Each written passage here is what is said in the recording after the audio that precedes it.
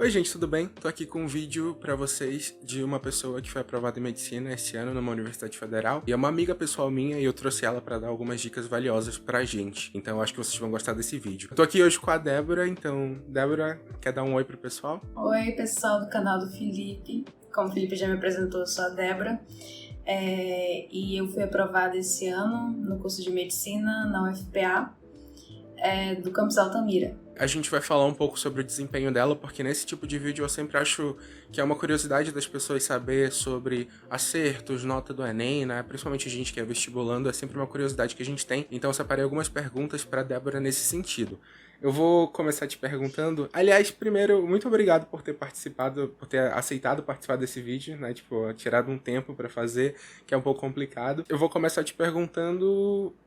Como tu já falaste que foi aprovada na Federal, no campus de Altamira, Federal do Pará, eu queria saber quantas tentativas foram necessárias para você ser aprovado em medicina.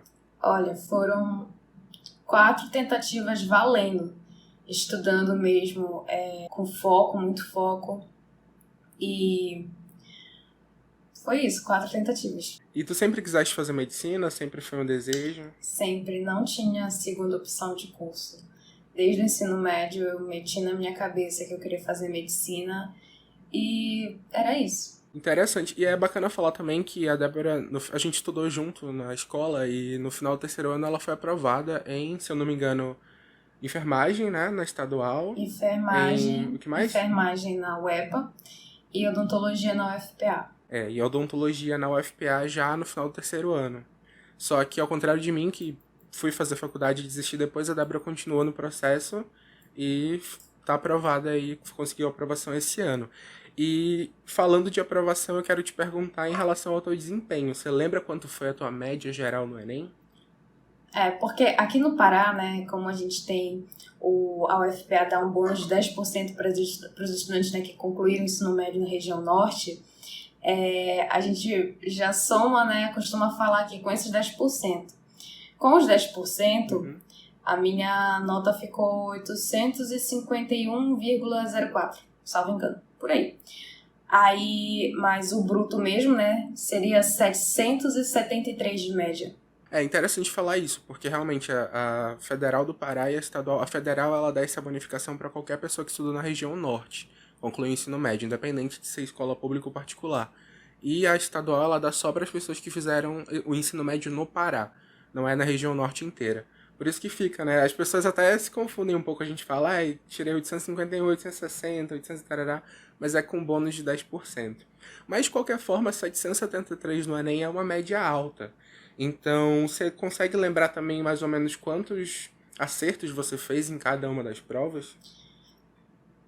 Eu acho que eu posso errar alguns números, mas eu lembro que em matemática foram 31 acertos, humanas 40, linguagens... Muito bom, mano. Linguagens 35 e natureza... Acho que foram 30 questões de natureza. Acho que foi. Eu lembro de a gente comentar, acho que foi umas 30 questões de natureza. E na redação? 960. 960. E aí fechou esses 773 e foram 4 tentativas, já contaste pra gente. Mas eu sou teu amigo pessoal e eu sei que ano passado, apesar, na verdade, de ter sido um ano de pandemia, que foi um ano mais complicado para muita gente, eu acredito que foi um ano... Isso eu falando, você pode me corrigir se eu estiver errado, mas foi um ano onde você estava mais calma, tanto para estudar quanto para fazer a prova. Eu lembro de comentar várias vezes contigo que a impressão que dava é que tipo, tu nem estava estudando, nem estava fazendo nada. Não no mau sentido, Sim. mas é porque não tinha essa vibe de vestibular. E tu acha que isso ajudou na aprovação? Ou foi só uma consequência de 4 anos?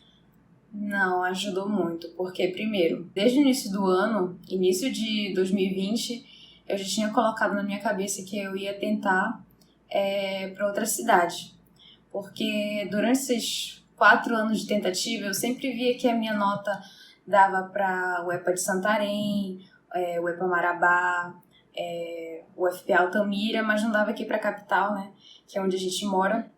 E isso gerava muita frustração. Poxa, se eu tivesse colocado a minha inscrição esse ano para tal lugar, teria dado.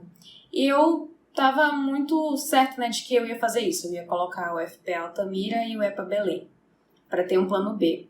E como eu sabia que existiam chances reais de eu passar, né, como nos outros anos em Altamira, isso tirou, assim, uma carga muito grande das minhas costas, sabe? Eu fui fazer a prova mais leve, eu estava estudando, assim, mais despreocupada. Fora que ano passado, né, eu tirei, assim, total essa obrigação de passar no Enem, fazer uma boa prova, porque foi um ano terrível, né? Ninguém estava bem. Isso. Então, eu estava mais preocupada em ficar viva e não me contaminar do que, sabe, ficar estudando ali dia e noite, resolvendo trocentas questões, como fazia nos anos anteriores, né? Assim, foi esse o diferencial, sabe? Ter ficado mais tranquila. Eu acho que, sem dúvida, isso faz uma diferença absurda, porque a parte emocional conta muito na prova do Enem. E a Débora citou, inclusive, que ela se inscreveu para um campus do interior, porque a nota dela sempre dava antes. E, realmente, inclusive no ano retrasado, né, 2019, essas notas de corte para o campus da UFPA Altamira eram 20 pontos menores do que foram no último ano. A Débora tirou 773, que era uma média que dava para passar aqui em outros anos, e foi mais ou menos o corte lá de Altamira, né? A Altamira teve um corte de 770, né? Mais ou menos. 849 com bônus. Isso. Pois é. E ela, né, por estar mais calma e tudo mais, conseguiu fazer uma ótima prova, uma prova que antes aprovava aqui, e conseguiu a aprovação dela lá em Altamira. Eu acho que, sem dúvida, essa parte emocional fez bastante diferença. Mas tudo bem, você já falou que você estudava com um pouco mais de calma, estava mais tranquila em relação aos estudos, por conta dos outros problemas do ano de pandemia. Mas de que forma você consegue dizer que era o teu estudo? Assim, você fazia provas, você fazia questões antigas, ou era um estudo mais de teoria? Não, acho que de teoria eu tava, assim, muito saturada. O meu grande problema, né? Problema, assim, era matemática, né? Não digo nem a questão teórica da matemática, mas a botar a mão na massa e resolver num tempo hábil, né? Resolver a prova, assim, com estratégia. Esse era, assim, o meu calcanhar de Aquiles, digamos, né? Então, foi onde eu foquei. Eu percebi também que na prova de 2019 a minha nota caiu em natureza, então também tive que voltar uma atenção especial para a natureza. E foi isso, basicamente isso. Eu não abria assim muito livro, ia para o computador para pesquisar o assunto. Eu procurava fazer mais simulado, provas anteriores, em cima de matemática e natureza, né? Mas também não deixava de lado em nenhum momento as outras áreas, né? Inclusive redação. Eu digo assim que eu tenho uma facilidade para redação, né? Que eu tinha encontrado já uma forma de escrever que fosse confortável para mim. Então eu tinha meu modelo de texto, mas isso não foi isso que me garantiu, né, essa nota. Tem que, por mais que você tenha obtido resultados satisfatórios nos anteriores, é sempre bom continuar pesquisando, continuar lendo, fazendo redação, mandando para correção, porque a gente não sabe de tudo, né? Então... Exato. Não, e é muito bacana você falar isso, porque acho que foram duas coisas que você pontuou que eu falo muito aqui no canal. Primeiro, pessoas que já estudaram a teoria várias vezes, querendo ou não, vai acabar sendo mais proveitoso você dar uma focada nas questões, estudar a partir disso, porque isso pode te possibilitar fazer uma ótima prova. Você dá uma focada mais no treino, já que a teoria já está mais consolidada. E outra coisa também é a redação. Eu acho que, na verdade, eu acho, pelo menos, que quem quer fazer medicina, que é por conta da concorrência alta, já sabe que a redação tem que ser uma nota bem alta. Mas tem muita gente que esquece disso também. Acho que é importante, independente. E assim, eu conheço a Débora desde a escola, falei pra vocês. Também ela sempre tirou notas altas em redação. Na redação do terceiro ano, acho que foi 980, né? Foi 980. 980. Então, assim, era uma pessoa que já tinha um texto muito bom, mas mesmo assim precisa ficar dando uma revisada em redação, porque não é uma prova que você pode negligenciar, porque ela faz muita diferença na nota final. Uma somatória, né? Redação, melhorar no que faltava, que no teu caso era matemática. Interessante você falar também de natureza, que você tinha caído, né? Então você já tinha tido um desempenho bom, caiu um outro ano e depois recuperou. Porque isso é uma coisa que acontece também. Às vezes não é garantia, né? Eu tô acertando 30, eu acertei 32 esse ano. Não é garantia que no próximo ano você vai conseguir o mesmo número. Pode ser mais ou pode ser menos. Exatamente. A prova do Enem tem muito disso. Para quem quer um curso concorrido como medicina, equilíbrio é tudo. Você não pode acertar 40 em humanas e acertar 22 em matemática. Isso não existe.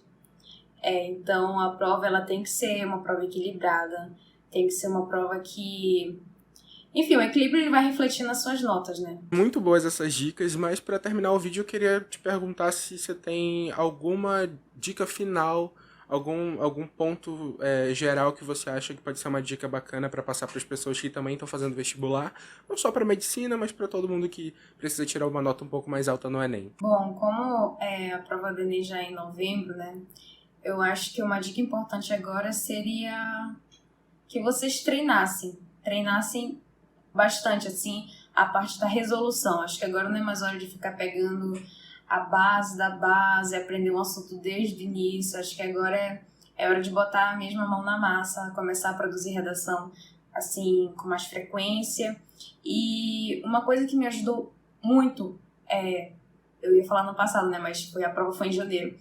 Em janeiro, um pouco antes da prova, eu comecei a calcular de verdade o tempo que eu gastava para fazer a redação, até para passar gabarito, sabe?